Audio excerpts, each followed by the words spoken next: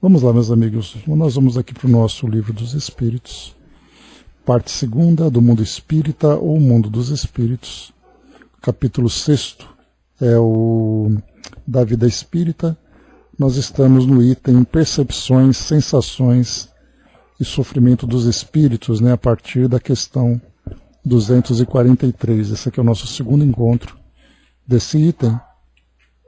E nós vamos aqui então, só lembrando que Kardec, como a gente conversou, desenvolveu bem esse tema lá na Revista Espírita, e especialmente ali na edição de 1858, no mês de dezembro, que é quando ele vai trazer para nós o ensaio dele, então a gente vai deixar um pouquinho para o final. Mas aqui na 243, então, bom dia, Cleusa, foi perguntado aqui para nós, se as percepções que tinha quando na Terra, se o espírito mantém quando desencarna, quando chega ao plano espiritual. E aí então nós vamos lembrar que essas percepções dizem respeito aos seus sentidos naturais, visão, audição, tato, paladar, olfato, Então são perguntas curiosas que nós temos. De que forma que os espíritos reagem no plano espiritual, fora do corpo físico, já que esses sentidos estão relacionados com os nossos órgãos, com o nosso sistema nervoso, com sensores que nós temos no nosso organismo. E aí então foi trazido para nós aqui que, além de outras, que ele não dispunha, não somente essas, que funcionam de uma forma diferente, mas também outras que ele nem dispunha, ou seja, uma percepção mais aguçada, o pensamento muito mais fluido, sem as limitações que a matéria impõe. Naturalmente, tudo isso de acordo com a adaptação do espírito a essa nova realidade. Então, essa inteligência, conforme o espírito se adapta, ele acaba conseguindo ampliar muito mais o seu entendimento, ter ali uma percepção maior sobre as suas próprias experiências, um entendimento maior sobre aquilo que ele vivencia e aquilo que ele vivenciou e também aquilo que ele virá a vivenciar.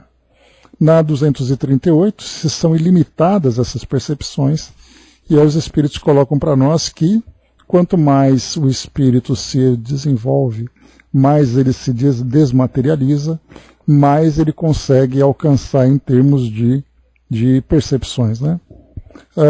Se eles conhecem o princípio das coisas, isso porque Kardec coloca, quando o espírito desencarna, se ele consegue olhar para trás e ver toda a trajetória que ele percorreu e começar a ter ali o entendimento sobre a origem de tudo, inclusive sobre a origem de si mesmo. Mais uma vez, os espíritos vão evoluindo e essa evolução vai permitindo a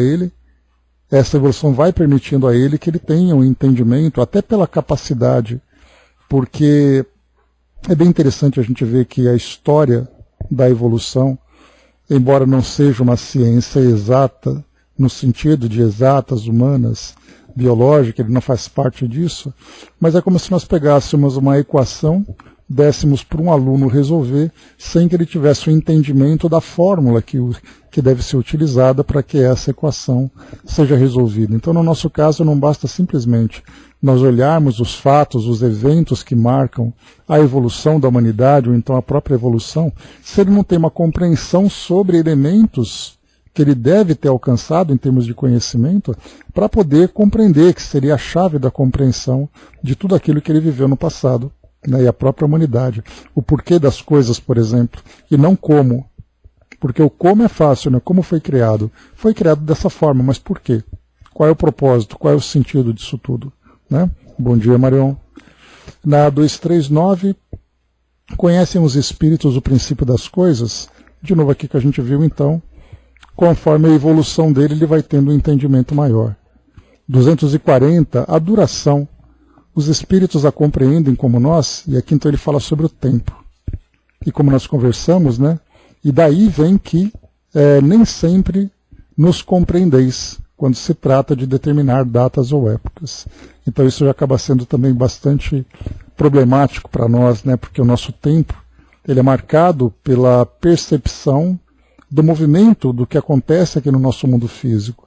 Até mesmo as nossas marcas de nascimento, aniversário, morte, os eventos, formaturas que são marcações de transformações, de transição na nossa jornada, isso no plano espiritual perde o sentido, então para nós acaba ficando bem complicado. Então, na verdade, a gente procura entender, estudar através da teoria, mas na verdade são deduções e muitas vezes até algumas hipóteses que nós vamos lançando, porque não é possível que nós tenhamos um entendimento daquilo que nós não estamos vivenciando.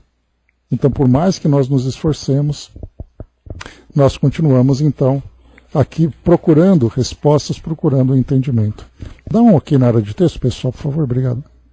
A Mami colocou, né? Imagino que talvez seja muito doloroso ter a dimensão de toda a existência. Né? Que bom que descobrimos que sobre nós, na medida em que somos capazes de suportar. Né? Pois é, então, a nossa memória, a gente pode colocar até a nossa memória atual, independente da memória espiritual, digamos assim, ela é uma memória seletiva. Nós vamos guardando, e o próprio cérebro tem esse mecanismo de fazer aquela seleção daquilo que é marcante, daquilo que é relevante. Aquilo que para nós não tem importância, como por exemplo, o que nós almoçamos no mês passado? Na primeira segunda-feira do mês, qual foi a nossa refeição? Esse tipo de pensamento ele acaba se perdendo. Aquilo que aconteceu durante o ano passado, durante alguma fase da nossa vida. Então tudo isso agora, que bom, Marli.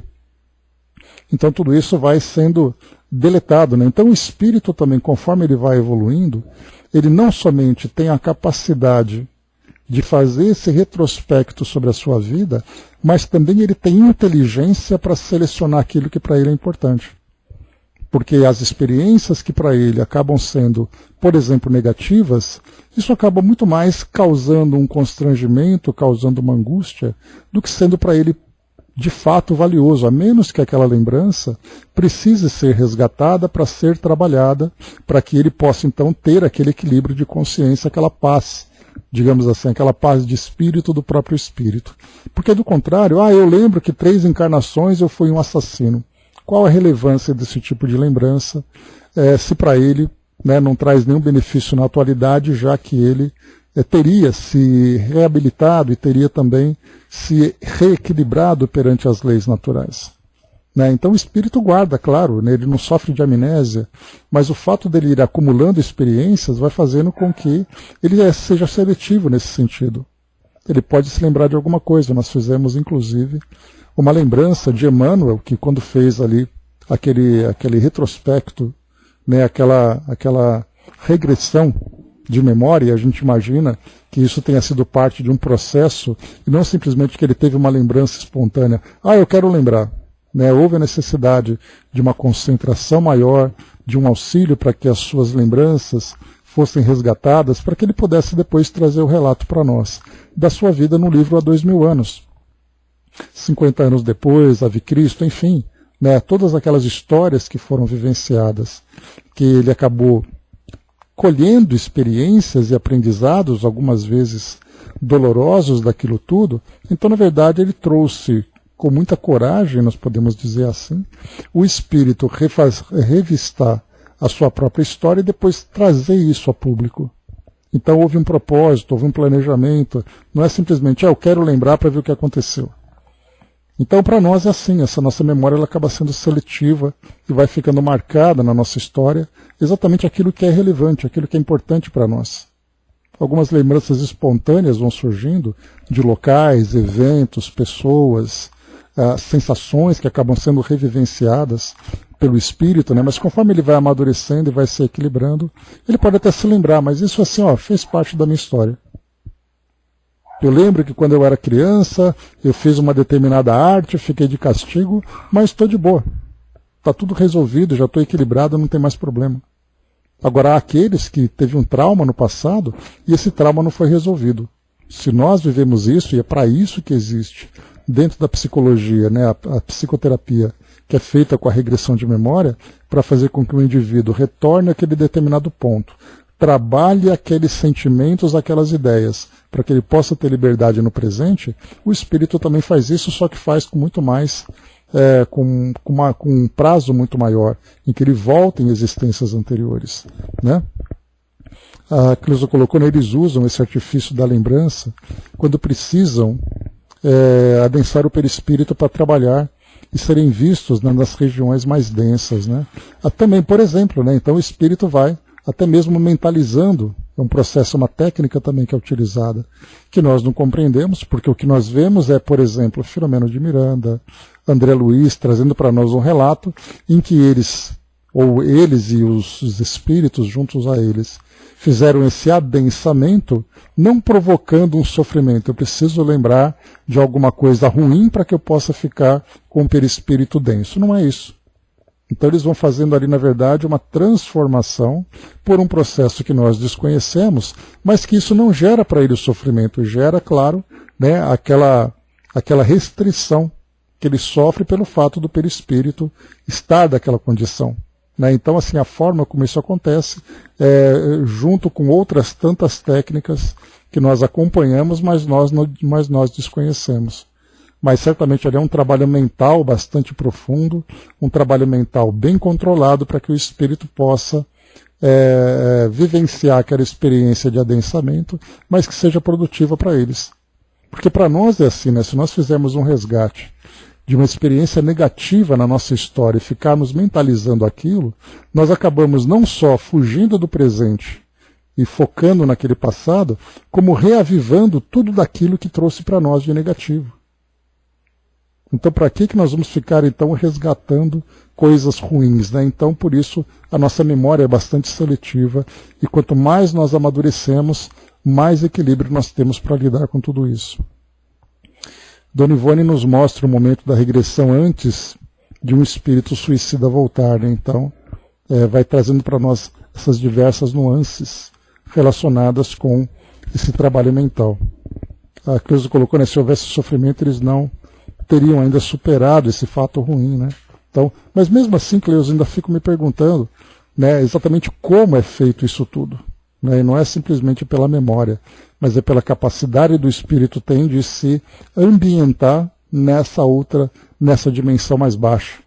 Né? Então, quer dizer, não adianta a gente ficar tentando especular, porque é algo que nós desconhecemos, né? Mas certamente o espírito não passa por esse sofrimento, até porque para ele, né, é muito importante que ele esteja ali plenamente consciente, equilibrado e lúcido para fazer seu trabalho. E foi doloroso para ele descobrir sobre o pretérito dele, né? Fiquei imaginando o meu. É melhor a gente não imaginar agora, né? Deixar para o futuro, quando for necessário, a gente faz esse retrospecto. Avançando um pouco mais aqui, só para a gente poder fazer essa contextualização sobre a duração que nós falamos, né? Os espíritos fazem do presente mais precisa e exata ideia do que nós, então esse presente, né? Então é necessário que o espírito tenha um entendimento. Mas ele coloca algo bem interessante, né? Do mesmo modo que aquele que vê bem faz mais clara a ideia das coisas do que o cego. Os espíritos veem o que não vedes. Tudo apreciam, pois diversamente do modo por que o fazeis, mas também isso depende da elevação deles. Então, como a gente comentou, né, o espírito, quando ele desencarna e tem a sua consciência presa na sua última encarnação, numa experiência, naquele contexto que ele vivenciou, então ele acaba não tendo noção da capacidade mental que ele tem, desse entendimento que ele pode adquirir, porque ele está focado. Então isso mostra exatamente essa dificuldade, né, de elevação que o espírito encontra, né, pelo fato de estar ainda muito materializado. Então se encontra desencarnado, mas a sua consciência se encontra ainda encarnada. A Cleusa colocou, né, também gostaria de saber, acho que a sua lei de raciocínio está certa, né? Então a gente vai deduzindo, né, imaginando ali que o espírito tem técnica, então tem técnica de hipnose, positiva e negativa, tem técnica de adensamento, tem técnica de transporte e outras tantas ali que a gente nem sabe que existe, né? Mas saberemos, com paciência. Como é que o espírito tem conhecimento do passado e esse conhecimento é ilimitado? Mais uma vez, o passado é presente quando nós nos ocupamos dele, né? Então, a mesma coisa também depende da elevação do espírito. 3 respostas seguidas em que é focada exatamente isso. a capacidade que o espírito tem de trabalhar essa técnica de recordação, de regressão de memória. Não, né? Então, essa regressão de memória, para que ele possa resgatar aquele passado. Mas o mais importante, e nós vemos isso, né, nas muitas orientações que nós recebemos através dos livros, né, por exemplo, André Luiz e Filomeno, em especial, que são os espíritos que a gente tem acompanhado, principalmente com essa característica mais terapêutica no plano espiritual, nós vemos ali que a pergunta é: para que você vai se lembrar daquilo? Qual a importância daquela recordação? E quando nós temos contato com aquelas histórias em que os espíritos mantêm ainda viva na memória, mantêm vivas na memória aquelas lembranças anteriores, o espírito muitas vezes sofre. Eu sempre me lembro, né, de uma visita que André Luiz fez a um posto de socorro num determinado ambiente do plano espiritual, se nós podemos dizer assim, porque ambiente, dimensão, ainda se conecta muito com geografia, né? E a gente sabe que tem esse deslocamento que os espíritos fazem, mas ao mesmo tempo tem essa coabitação dimensional. Então para nós também é difícil ter esse entendimento. Bom dia, embaixador. Mas aqui então, André Luiz fez aquela visita àquele posto de socorro e conversava bastante com o dirigente daquele local.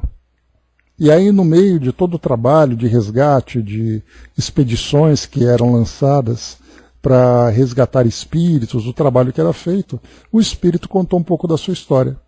Que embora ele fosse dirigente daquele posto, um espírito bastante esclarecido, conhecedor das necessidades daquele tipo de trabalho, ele trazia uma pendência no coração e na consciência de existências anteriores em que ele se desencontra com determinado espírito. Não me recordo se era um espírito que foi ali o seu afeto, né, uma mulher que foi o seu afeto, ou se era alguém ali simplesmente, né, das suas relações naturais, mas ele trazia ainda dizendo que ele dependia do tempo para poder resgatar. Então, embora ele tivesse ali o tempo todo ativo e produtivo no seu trabalho, a sua lembrança estava focada, estava ancorada naquele ponto que precisava, naquele nó que precisava ser desfeito, naquele desencontro que precisava ser trabalhado. Mas ele lidava bem com isso. Mas a gente percebe na leitura, conforme ele vai relatando, que é como se pudéssemos projetar na nossa mente o tom de voz dele. Quando ele fala do trabalho, ele fala porque o trabalho é assim, o trabalho é assado, coisa e tal, mas quando ele para e começa a falar da história, o tom de voz muda. Porque aí ele começa a falar dele e não das atividades de que ele participa. E aí quando ele começa a falar da história, e é assim também, a gente fala todo animado e coisa e tal, quando vai falar de alguma coisa do nosso passado que deixou uma marca, que pode ser negativa, a gente começa a falar diferente, a nossa vibração diminui, as nossas angústias começam a se potencializar. Exatamente por causa disso. Então, o espírito vai trabalhando com o presente e o passado de acordo com a necessidade e a sua capacidade também. A mãe me colocou, né, do espírito, né, para ele foi necessário para que ele se reformulasse, foi proporcionado pelo menor, né, pelo mentor dele. Mas é sempre assim, né, o que a gente vê, por exemplo, né, Mami, nos trabalhos terapêuticos que são feitos, né, pelos psicólogos, psicoterapeutas, psicanalistas, que faz a pessoa ter que enfrentar aquela situação, mas é um enfrentamento guiado, é um enfrentamento dirigido para que o espírito veja aquela situação e a partir das orientações do profissional ele vai reformulando tudo aquilo. E a partir daquela reformulação ele começa a sentir os efeitos positivos da terapia. Então a gente fala dos processos terapêuticos que nós conhecemos aqui no nosso mundo, todas essas técnicas desenvolvidas aqui por nós todos encarnados, mas também, né, tem essa barreira que existe entre mundo físico e mundo espiritual, em que nós veremos, né, como por exemplo nos livros de Joana, que nós já estudamos, e outros espíritos também, que vão trazendo para nós que os espíritos dispõem de recursos, mais uma vez, muito mais profundos, porque enquanto a psicologia atual trabalha com a memória do espírito, com as lembranças e experiências dessa existência, no mundo espiritual supera-se essa barreira dimensional e nós vamos buscando no passado mais remoto aquilo que é para o espírito ainda um ponto de sofrimento. Né? Então, mas a gente vê que há a necessidade dessa condução. No caso desse espírito, ele volta ao passado com muito sofrimento, mas ele está sempre acompanhado e sempre dirigido pelo terapeuta, que é o seu próprio mentor. Né? Então, por isso que é bacana a gente ver por essa perspectiva, aquilo que os espíritos trazem em termos de trabalho mental com cada um de nós. E agora, depois dessa pequena retrospectiva, eu estou fazendo essa revista porque na segunda-feira eu achei que o nosso trabalho não foi legal. Né? Faltou alguma coisa, eu fiz meio corrido, alguma coisa assim, mas agora a gente fez essa pequena revista e agora 243, só para a gente dar continuidade. Aqui então o espírito, na 243, ele pergunta, aqui Kardec pergunta, né? E o futuro? Os espíritos o conhecem? Então uma percepção do presente, o entendimento do futuro, tudo isso dependendo da evolução do espírito, da capacidade de adaptação que ele tem nessa realidade espiritual, mas e o futuro? Ainda isso depende da elevação que tenham conquistado. Muitas vezes apenas o entreveem, porém nem sempre lhes é permitido revelá-lo. Quando o veem, parece-lhes presente. À medida que se aproxima de Deus, tanto mais claramente o espírito descortina o futuro. Depois da morte, a alma vê e aprende num golpe de vista suas passadas migrações, mas não pode ver o que Deus lhe reserva. Para que tal aconteça, preciso é que, ao cabo de múltiplas existências, se haja integrado nele. Né? Então aqui a gente vai lembrar que o futuro, a gente pensa em termos de, quando se fala em conhecimento do futuro, nós muitas vezes pensamos na adivinhação, se o espírito é capaz de adivinhar o futuro. E na verdade, né, na maioria das vezes, o espírito chega à conclusão de que aquele futuro vai acontecer, simplesmente analisando os eventos e o contexto que vem se desenvolvendo. Então, por exemplo, os espíritos podem prever que uma guerra vai acontecer. É só ele ter o conhecimento amplo de todos os elementos envolvidos numa determinada situação. Quem são as pessoas, quais são os seus sentimentos, quais são os seus interesses, de que forma que elas estão se mobilizando. Ele pode prever naturalmente que aquilo vai acontecer. Da nossa parte, a gente consegue até ter essa dedução, mas é uma dedução muito mais a curto prazo, quando a coisa já está para acontecer. Agora, quando é algo mais a longo prazo, nós precisamos conhecer os sentimentos mais profundos, os pensamentos mais profundos de todos aqueles que estão envolvidos. E esses espíritos que estão analisando esse conjunto conseguem prever isso, como uma dedução, como uma conclusão natural. Aquela pessoa tende a esse tipo de comportamento e ela está ali muito disposta àquilo tudo, então naturalmente os fatores vão se somando e aquilo acaba acontecendo. E os espíritos têm essa capacidade de antever exatamente pelo conhecimento dos elementos que para nós são ocultos, mas que para eles são revelados. E aí, como foi colocado também, o fato do espírito prever o futuro não significa que ele tenha liberdade de revelar isso tudo, de tornar público. Ainda que seja para uma única pessoa, mas ele não tem liberdade de fazer isso, porque a gente lembra, né, que o futuro ele tem uma capacidade muito forte de interferir nas nossas decisões. Então, embora nós tenhamos muito conhecimento, e aí nós temos, né, os diversos recursos hoje que nós encontramos aqui na nossa sociedade terrena, a cartomancia, a quiromancia, a astrologia e outras tantas técnicas que são usadas para revelar esse futuro, que Kardec inclusive trabalhou de uma forma muito interessante. Lá no livro A Gênese, né, ele comenta sobre isso, sobre a previsão do futuro, ler o futuro, predições, né, tanto que é a Gênese que fala dessas predições. O que é a predição? É você dizer antes do que vai acontecer. Milagres e predições segundo o Espiritismo. É o título do livro, né? Então ele vai trazendo essa ideia daquilo que é comentado no Novo Testamento, incluindo também essas adivinhações, que nós entendemos como adivinhação. Agora, existem revelações também, porque nós vamos lembrar que muitos espíritos não apenas observam os fatos, mas conhecem e compreendem o planejamento reencarnatório de um indivíduo, de um grupo de indivíduos, de uma sociedade como um todo. Então imaginar, por exemplo, que aquele grupo de espíritos vai reencarnar para vivenciar uma experiência de resgate difícil num contexto de conflito. O espírito sabe que o conflito vai acontecer, porque está na programação daquelas pessoas. Então não é uma questão de adivinhação, é uma questão de uma percepção muito mais ampla. Digamos assim, enquanto nós temos uma visão microscópica sobre um evento que se desenvolve naquele momento, os espíritos têm uma visão macroscópica, e isso, naturalmente, novamente, depende muito da elevação que ele tem. Porque essa elevação lhe dá a condição de ter uma inteligência mais desenvolvida, de ter acesso a dimensões mais elevadas, em que ele consegue abarcar um conteúdo muito maior do que a nossa visão limitada. Ele tem contato com outros espíritos que têm conhecimentos profundos, que trazem esse entendimento também. Então, muitas vezes, aquilo que para nós é uma novidade, para os espíritos aquilo é algo natural. E até porque as coisas nem sempre também são programadas, mas elas são aproveitadas para que determinadas experiências sejam, então, vivenciadas, permitindo a evolução daquele grupo.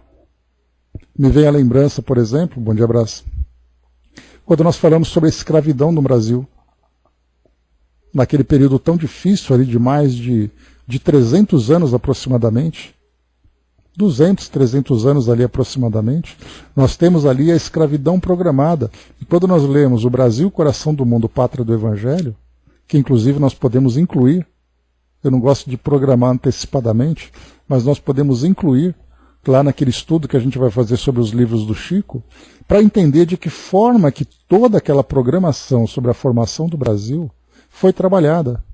E aí os espíritos ali envolvidos sabem, não apenas sabem o que vai acontecer, mas trabalham para que aquilo aconteça.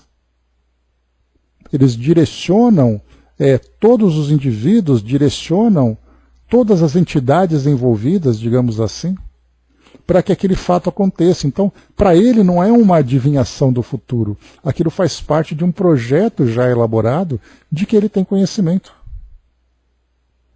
E isso vai depender, mais uma vez, do trabalho dele. É como se nós pegássemos uma empresa, e nessa empresa você tem ali uma empresa de grande porte, em que você tem funcionários que cuidam de detalhes do cotidiano da empresa, e tem aqueles que trabalham na administração da empresa. E aquele que administra tem a capacidade de ver para qual direção a empresa vai seguir, quais são as ações que precisam ser tomadas, de que forma que os esforços de parcerias, de financiamentos, de vendas, etc., etc., isso foge completamente da alçada daqueles que trabalham no cotidiano.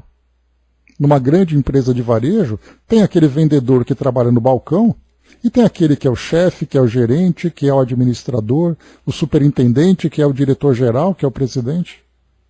Então a gente vai percebendo que em cada dimensão, nessa escala dessa empresa, nós temos ali graus de conhecimentos relativos às atividades que o espírito faz, que o indivíduo faz. Nesse caso, na condução do mundo que nós vivemos, podemos pensar dessa mesma forma. Os espíritos que trabalham de um jeito ou de outro. Eu cheguei a comentar com vocês certa vez que uma prima minha, médium ostensiva, ela viveu uma experiência muito dolorosa de uma perda de uma gestação. A criança tinha... Gestação não, né? O bebê tinha acabado de nascer, 2 dias depois ele desencarnou. Por causa de problemas no parto e tudo mais, né? E aí então ela via com muita naturalidade a presença de espíritos, né? Ao piano, por exemplo, quando ela estudava, ela via o reflexo dos espíritos no tampo do piano, os espíritos ali presentes acompanhando a música que ela tocava. Então, de tão natural que era essa presença dos espíritos. E aí então, quando teve essa experiência dolorosa da perda, o quarto do bebê tudo pronto, etc, etc, e aí então volta para casa, depois daquele período doloroso no hospital, a família altamente fragilizada e machucada por causa dessa perda, e aí então ela percebeu que os espíritos estavam transportando coisas que ela não conseguiu entender, mas pareciam equipamentos, algumas coisas, transportando coisas para fora do quarto dela. Então ela viu aquilo por essa percepção que ela tinha da vidência, e ela perguntou mentalmente, né, mas por que vocês estão fazendo isso se o bebê já ia desencarnar? Aí um espírito virou para ela e falou assim, nem tudo nós temos conhecimento. Porque para aqueles espíritos o trabalho era focar naquele tipo de assistência. A desencarnação já não fazia parte do conhecimento deles. Então a gente vê assim que para nós pode parecer muito lógico aquele que sabe, aquele que não sabe. As equações podem ser previstas, mas no plano espiritual é diferente. Depende de uma série de fatores que, mais uma vez, a gente nem sabe que esses fatores existem. Por isso essa questão de prever o futuro, ela depende de uma série de variáveis que vai depender daquilo que o espírito faz, da sua condição evolutiva, da necessidade de ter aquele conhecimento, se ele tem participação, se ele não tem participação. E não simplesmente a ideia de prever o futuro através da adivinhação. Enquanto nós pensamos nessa simplicidade da adivinhação, aí nós abrimos a caixa e vemos ali as engrenagens, como elas são complexas, como elas são difíceis. Ou trazendo para a modernidade, a gente abre ali a capa do computador e vê ali a placa de circuito cheia de bolinhas e coloridos e fiozinhos que a gente nem sabe para que serve. André colocou, né, seria muito interessante para termos uma visão ainda mais ampla desse período tão difícil e sofrido em nosso país. Eu comentei com vocês já, André, que tem um livro que ele foi escrito, né, que eu comprei cheio de expectativa, isso há muitos anos, já há mais de 20 anos, que eu comprei cheio de expectativa, imaginando que eu ia ter assim, o máximo da revelação. Mas acabei me frustrando porque foi apenas ali uma coleta de informações. O livro chamado Fragmentos da História. Eu cheguei até a procurar esse título e não encontrei mais. E nesse fragmento da história eram duas autoras, que se eu não me engano elas eram historiadoras, e elas então fizeram, a partir da perspectiva espírita, uma análise dos eventos mais marcantes da história do país e também ali trazendo alguma coisa sobre a humanidade. E elas foram então ali analisando os fatos e trazendo conhecimento espírita. Um livro bem interessante, embora eu tenha ficado um pouco frustrado. Não, pois é, não gostei porque eu achei que fosse assim, olha, aconteceu por isso, isso, isso. E na verdade elas, encarnadas, estavam analisando esses fatos a partir da visão espírita que elas tinham. Mas eu achei que era assim um livro que você ia abrir assim e falar, olha, agora eu sei por que isso aconteceu, eu sei quem fez tudo isso, e na verdade não. É como se nós nos juntássemos aqui, vamos fazer aqui a relação dos 10 eventos mais marcantes. E a gente mesmo tira aqui as conclusões, faz ali análise, procura no livro. Então nós que fizemos o trabalho. Mas quando eu comprei esse livro Fragmentos da História, eu entendi que os espíritos estavam trazendo essa história. Eu acabei ficando frustrado porque eu achei que ia ter ali o mapa da mina para conhecer tudo e todos, né? O Brasil lembrou ali das perseguições de Dom Pedro, né? Foi bem difícil, que acabou culminando, né, pela sua própria renúncia. Né, e teve um fim de vida, digamos assim, bastante melancólico, né? Mas ele foi um espírito bastante valoroso para fazer com que o Brasil caminhasse nessa direção. E a gente vai conhecer isso tudo exatamente no livro Brasil, Coração do Mundo, Pátria do Evangelho. Né? André colocou, não acho mais interessante os encarnados que sonham com o futuro e ele se realiza. Né? Pois é, então, essas revelações por quê? Não sabemos por quê. Até mesmo, né, quando a gente trabalha assim no atendimento fraterno, na assistência, no esclarecimento das pessoas sobre a doutrina, muitas pessoas perguntam, olha, eu tenho um sonho e aquilo acontece e me deixa altamente angustiado ou angustiada. Por que eu tenho que sonhar com isso? Não sabemos. Aquela pessoa tem uma capacidade, e eu vou lembrar para vocês, bom dia professor, eu vou lembrar para vocês algo interessante que foi da época das Torres Gêmeas, em 2001. Né? Então, em 2001 foram as Torres Gêmeas, 2004 foi o tsunami. Então, um período de 3 anos com 2 eventos bastante traumáticos para a história da humanidade. E naquela época tinha um programa que era transmitido, passava no canal fechado, que eu nem me recordo mais, também faz ali por volta de 20 anos, foi na época desse livro que eu falei para vocês, do Fragmento da História, Fragmentos da História. Então era um programa que era produzido pelo TV Mundo Maior. né, que pertence ao Centro Espírita Nosso Lar, Casas André Luiz, daqui de São Paulo. E nesse programa, ele passava ali por volta de 2 horas da tarde e tal. Era um programa de entrevistas, um programa sobre fatos espíritas, aquela coisa toda. Mas fatos espíritas aqui do mundo material. E o Raul foi entrevistado naquela época. Né, o Raul estava ali em plena atividade, estava ali no auge, né, da divulgação espírita das suas atividades, né? Então ele era realmente uma referência, continua sendo, mas naquela época ele era uma referência em atividades da época, né? Coisa de 20 anos, como eu comentei. E o evento lá das Torres Gêmeas aconteceu. E aí então ele estava falando, ele foi entrevistado para falar exatamente das pessoas que sonharam com aquilo tudo. Porque nos jornais saíram ali, né, que uma pessoa sonhou e acabou mudando o rumo ali, pegando um outro caminho, outro que ia fazer uma viagem num avião e sonhou com alguma coisa e não fez a viagem, ou então perdeu o voo daquele avião que se chocou, de um daqueles aviões que se chocaram com as torres e coisa e tal. Então o Raul estava falando sobre isso. E ele estava trazendo para nós assim, um pouco do entendimento de como acontece essa ideia de alguém encarnado que tem essa previsão do futuro. Né? Então ele comentava o seguinte, que muitas pessoas têm ali uma capacidade anímica de captar ideias, de ter assim a percepção de um conjunto de pensamentos que está em torno dele.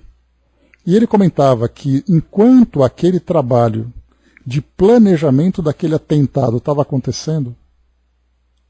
Então era ali as pessoas articulando quem vai fazer, quando vai fazer, como vai fazer, qual vai ser o resultado e coisa e tal.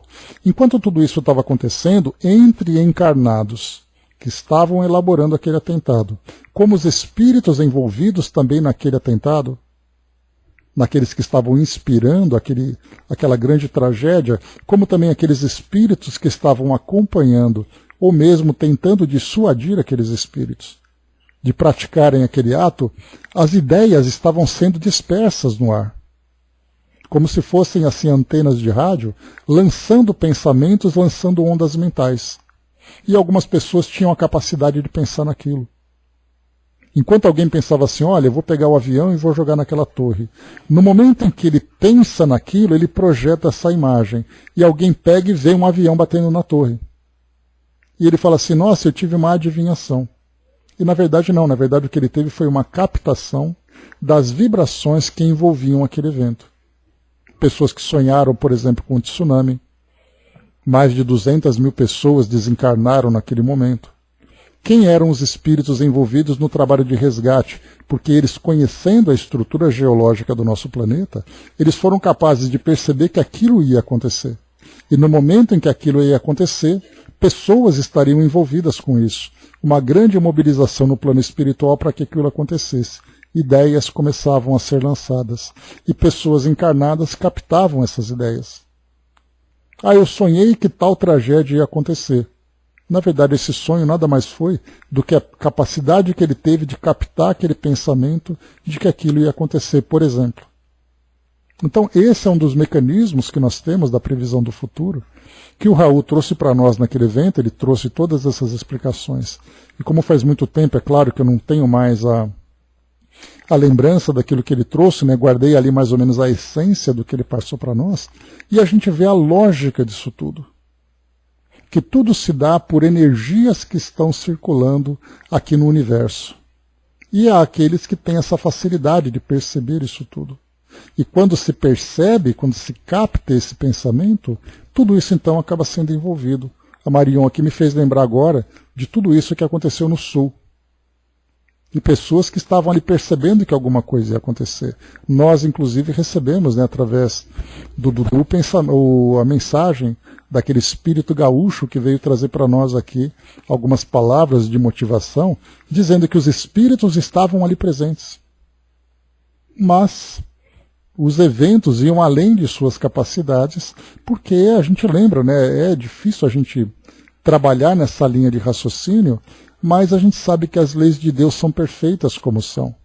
E se muitas vezes elas envolvem um determinado grupo numa certa tragédia, Quem somos nós para dizer que aquilo está errado, que Deus se esqueceu, não prestou atenção?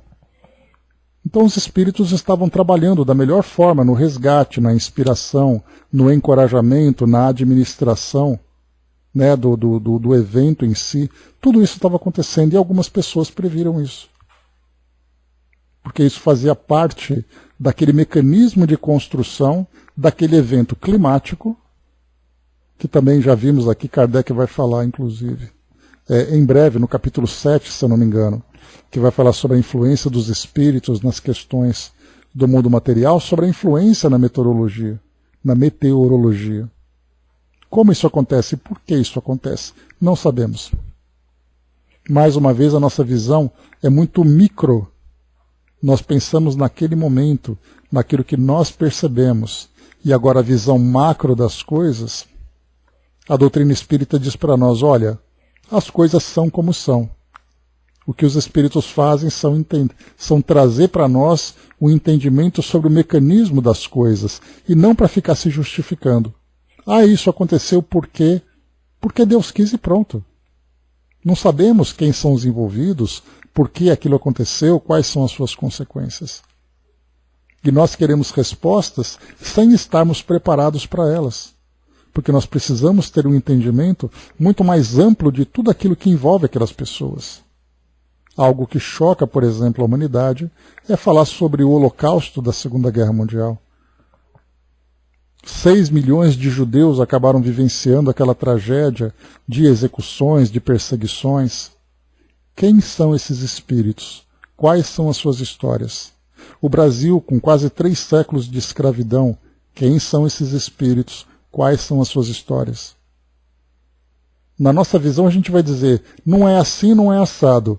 Quando nós começamos a entender o mecanismo da reencarnação, a necessidade evolutiva, resgates reencarnatórios que todos nós precisamos, aí então o contexto muda. Mas como nós não temos acesso a isso, como é que a gente vai entender o porquê das coisas?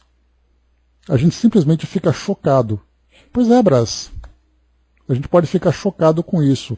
E esse choque faz parte do despertar de consciência, despertar em nós a compaixão, a fraternidade, a solidariedade. Agora dizer que é certo e que é errado? Tem uma frase bem interessante, né, uma passagem bem interessante de um livro que eu li, que dizia assim, que a distância entre o homem e Deus é quase a distância entre o homem e o animal. Quer dizer, somos tão pequenos para compreender o porquê das coisas e querer julgar esse mecanismo, que nós queremos fazer o papel de Deus, mas como nós vamos fazer se nós não temos o entendimento para isso? Ah, isso, aquilo não deveria acontecer. Aí você pega o histórico daquele espírito e percebe que ele tem uma necessidade de resgate extremamente profunda, que ele tem complicações, que ele tem compromissos assumidos no passado que precisam ser resolvidos, e isso vem através de uma tragédia. E a nossa mente não é capaz de compreender isso. Então, mais uma vez, a doutrina espírita traz explicações, mas ela não se justifica. Ela não vem para justificar as ações de Deus. Então essa é a dificuldade que a gente tem, porque a gente quer saber o porquê das coisas. Marião colocou, né, o ruim é quando recebemos avisos de desencarne de familiares, né? Comigo já aconteceu 2 vezes.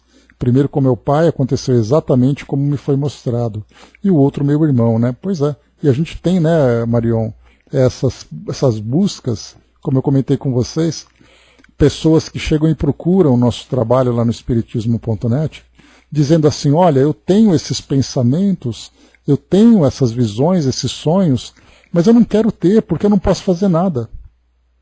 Eu não posso dizer para alguém, olha, você vai morrer, ou então vai acontecer o acidente, e aquilo tudo fica guardado dentro de mim e me causa uma grande angústia. Como eu faço para isso parar? Não sabemos.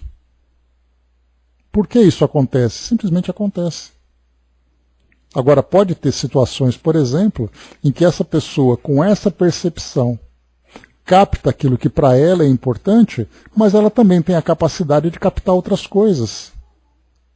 É a mesma coisa quando a gente fala do Chico, né? O Chico era um grande médium, e todo mundo dizia assim, nossa, eu queria ter a mediunidade que o Chico tem. Pois é, mas a mediunidade dele não era só o mar de rosas. Eram também situações traumáticas, dolorosas. E aí ninguém quer ver o lado ruim, só quer ver o lado bom. Mas a mediunidade, ela é o que é.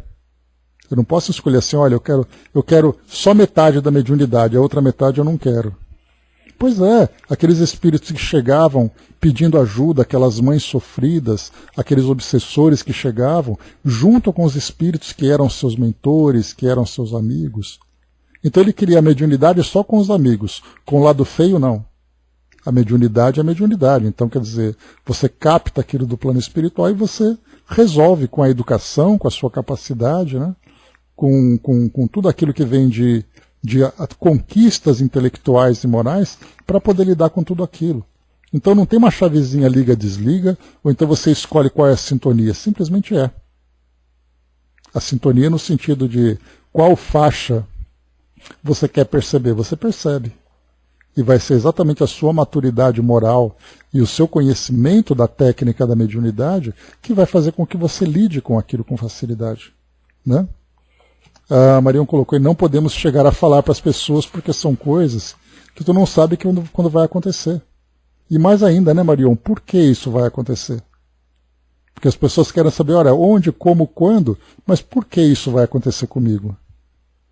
E aí se você faz traz uma informação, você cria muito mais um conflito, uma angústia do que... Né? Por isso que o esquecimento do passado que nós vamos estudar, que inclusive é o próximo tema, depois que falarmos aqui sobre percepções e tudo mais, esse tema de esquecimento do passado diz exatamente isso, que o esquecimento traz para nós uma certa independência para tomarmos as nossas decisões, sem aquelas amarras que nos prendem ao passado. Então nós temos mais liberdade. E lidar com o futuro é da mesma forma. Se o futuro vai sendo revelado, que motivação eu tenho para fazer alguma coisa sabendo que algo vai acontecer? Esse algo acontece como um aprendizado para todos nós. Agora, por que alguém percebe e o outro não percebe? Simplesmente não sabemos. Eu sei que para nós espíritas, né, que trabalhamos muito nesse lado mais acadêmico, mais intelectual, dizer que não sei é quase que assumir que você não é capaz, né? E nós espíritas nos achamos, né, a cereja do bolo, os reis da cocada, né? O espírita jamais admite que não sabe, ele sempre sabe tudo. E, na verdade, dizer que não sabe é a melhor resposta. Por que é assim? Não sei. Ah, mas a doutrina... Pois é, mas a doutrina explica, mas eu não consigo entender. Não sou eu que falo pela doutrina, ela fala por si só. Então dizer que não sabe para nós é um reconhecimento da nossa limitação. Nós nem sempre temos a resposta, nem sempre compreendemos e nem sempre os espíritos têm condições de trazer para nós as explicações mais claras. Porque não dá, simplesmente nós não conseguimos entender. Mais uma vez, como eu sempre gosto de fazer, usando ali uma comparação acadêmica, né, das crianças e jovens nas escolas, não adianta você pegar uma equação de trigonometria e ensinar para uma criança que está aprendendo tabuada. Não adianta ensinar. Nem nos estudos, por mais que nós conversemos e tal, discutamos, peguemos mensagens e tal, não temos respostas para tudo. Nós estamos num ciclo de aprendizado, e como eu comento com vocês sempre, que é para nós uma instrução importante, a maioria de nós espíritas está em contato com a doutrina espírita pela primeira vez. Então nós precisamos de 2, 3, 4 reencarnações para aprendendo, discutindo, refletindo, para termos um pouco de conhecimento. Nós estamos pegando a cartilha, para nós, né, que somos da antiga geração, né, o caminho suave, que é aquela nossa cartilhinha básica do Beabá. Então nós achamos, nossa, eu decorei o livro dos Espíritos. Você decorou o caminho suave. Você não pegou os livros de alta filosofia, inclusive nós estamos estudando lá no Sexo e Obsessão, nesse primeiro capítulo que está fantástico, né? Que Filomeno ele fala para nós sobre um instituto que tem ali na colônia Redenção, que a gente comentou, e ele vai falando sobre os núcleos educativos de filosofia, de ciência, de cultura. Imaginemos as discussões que são travadas com essas mentes mais evoluídas, num instituto filosófico espiritualista no plano espiritual. E nós aqui achando que um diploma, um papelzinho, decorar livros, nós achamos que isso é um autoconhecimento, e na verdade nós estamos tão aquém. E o contato que os espíritos têm, no caso desses que são os nossos repórteres do plano espiritual, quando eles falam para nós desses mentores, desses ministros, desses espíritos que vêm de esferas mais elevadas, imaginamos a nossa mente, como diz os jovens, né, a nossa mente buga, né, explode. Só de imaginar a capacidade que esses espíritos têm, o entendimento que eles têm sobre a natureza humana, sobre a evolução do nosso mundo, sobre sei lá o quê. Então falar simplesmente, olha, eu não sei ainda. Então aguarda que um dia a gente vai saber quando estiver pronto para isso. Aos poucos as coisas vão sendo trabalhadas. Hermes colocou, né, que importa decorar se não praticar, né? Pois é, mas a gente tem ali também, quando se decora o livro, essa sensação de decorar traz para nós essa pretensão de grande capacidade intelectual. Inclusive teve algo muito interessante, uma reportagem que saiu há algum tempo, que dizia assim que o Google fez as pessoas se acharem mais inteligentes. Porque quando você tem uma dúvida, você escreve no Google, a resposta vem, e você acha que esse conhecimento é seu. E na verdade é o computador que te trouxe. A hora que você ficar offline, você não vai ter resposta para nada, aí você vai se sentir burro de novo. Aí você vai ser colocado novamente no seu devido lugar, sem a pretensão de saber. E agora, com inteligência artificial, então, pronto. A gente vai se achar assim o suprassumo do intelecto. É só ficar ali 2 horas sem conexão que pronto. O nosso desespero começa a acontecer. Que você esquece até o dia que é hoje e não tem calendário para pesquisar. E é assim. Decorar Bíblia, decorar Alcorão, decorar Livro dos Espíritos, decorar esses outros livros, não faz de nós espíritos melhores, mais evoluídos. Esse conhecimento nos possibilita, nos capacita para iniciar esse trabalho de transformação. Porque o entendimento dessas leis nos dá um direcionamento mais objetivo, mas o esforço de caminhar é de cada um de nós, principalmente no que diz respeito a essas transformações morais. Amanhã a gente vai fazer uma revisão rápida do primeiro capítulo, quando Filomeno descreve esse instituto. Ele vai falando de várias partes. Principalmente ontem, quando nós estudamos, ele falou sobre o projeto de implantação do espiritismo no Brasil, de que forma que os espíritos estavam trabalhando. Ele fala de um jeito bem superficial. Mas é o suficiente para instigar a nossa imaginação de tentar imaginar a dimensão do trabalho que é feito no plano espiritual, unindo todas as religiões com esse propósito, com essa proposta de transformação do nosso mundo. É algo assim absurdo de grande. E nós aqui pequenininhos se achando, né, nos achando aqui, né, como grandes mentes, né? É muita pretensão nossa, é natural. André colocou, né, se eu conseguir ir pelo menos na escolinha básica, já vou ficar muito feliz, porque de repente me deixam usar a biblioteca, né? Pois é, eu tenho pretensões maiores, viu, Andréia? Eu pretendo ficar plantado na frente desses institutos, quem sabe eles me deixam entrar ali pela insistência, não pela capacidade, né? Então eu sou mais ousado.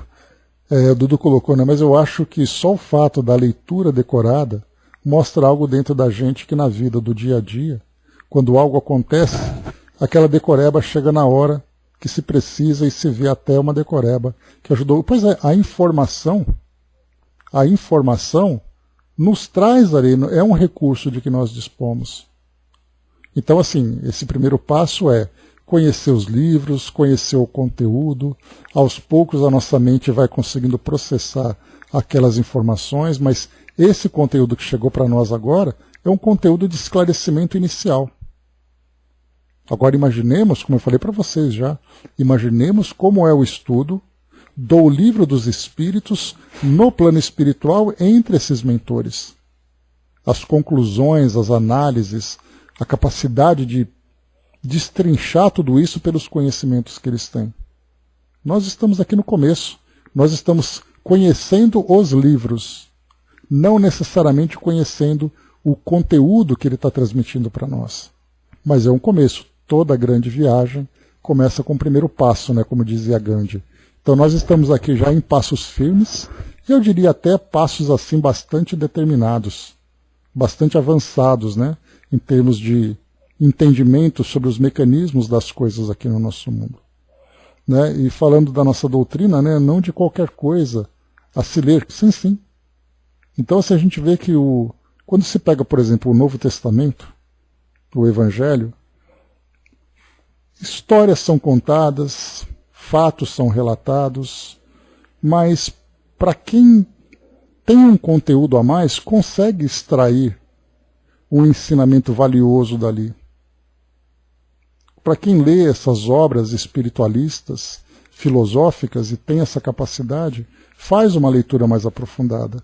É a comparação entre um adulto que lê um fato no jornal e um adolescente que lê esse mesmo fato. O adulto tem uma bagagem de vivência, de entendimento sobre as instituições, sobre as movimentações, as pessoas envolvidas, os fatos, as consequências. O jovem vai ler o fato simplesmente por ler. Ele leu, ok. Para nós não, nós lemos e é diferente. Por isso que no caso, por exemplo, os jovens não gostam de assistir a telejornais e nós adultos geralmente gostamos. Porque nós vamos lendo os fatos e entendendo o que ele está transmitindo. Porque nós entendemos o contexto em que aquela notícia saiu. O jovem não. O jovem, como ele não está conectado com as coisas do mundo, porque não é parte do seu universo, ele vê a notícia, tá bom. E a gente fica preocupado e coisa e tal. Nossa, olha isso que aconteceu, olha o que tal. O jovem não percebe isso. Então, assim, cada um tem o seu nível de compreensão das coisas. Quando se fala em questões espiritualistas, vai muito além de uma forma muito mais ampla. Né? Não sei não, André, eu não posso não, né? É só atrevimento mesmo, né? O Dudu colocou, né? Ludzang Rampa, que me deu interesse pela espiritualidade, né? A terceira visão dele, né? Não conheço o Dudu, então fica aí mais um desses filósofos espiritualistas, né? Que vão olhando as coisas por novas perspectivas, né? Então, enfim, meus amigos, encerrando aqui o nosso trabalho, olha que interessante, nós ficamos aqui numa única questão, além daquela revisão. Para a gente ver como esse assunto é interessante, a gente começa a destrinchar, começa a ousar fazer ali algumas interpretações, e todo esse nosso bate-papo nos trouxe essa possibilidade de perceber que nessa questão aqui 243, o futuro os espíritos conhecem.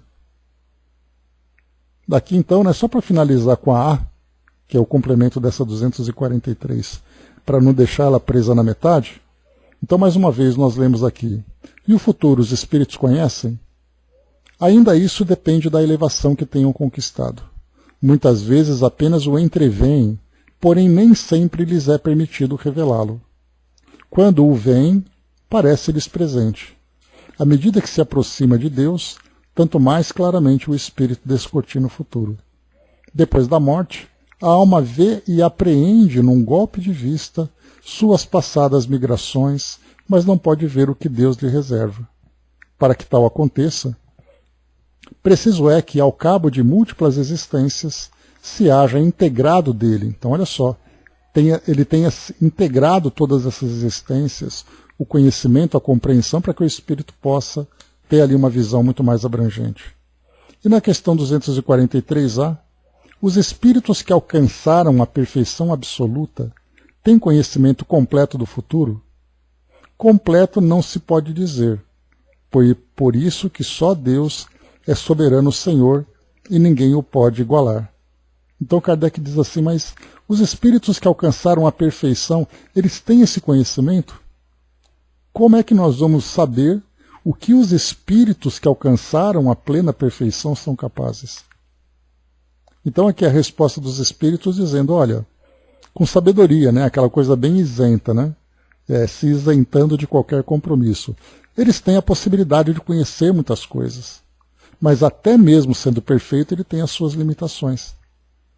O que é ser um espírito perfeito, afinal de contas? Quando nós pensamos em Jesus como sendo ali a referência de perfeição aqui no nosso mundo. Jesus, ele era, como diz Humberto de Campos, né, e o Espírito Ismael, que Jesus era o governante do nosso planeta. E eu já falei para vocês, ele sendo um espírito puro. Imaginemos os espíritos responsáveis pela coordenação de galáxias. São espíritos puros, mas olha o nível de diferença de evolução de cada um. Jesus teria essa mesma capacidade? Não sabemos. Jesus tem a responsabilidade aqui do nosso mundo. E outros espíritos que estão espalhados pelo universo afora, que têm esses compromissos de grandes dimensões. Quem são esses seres?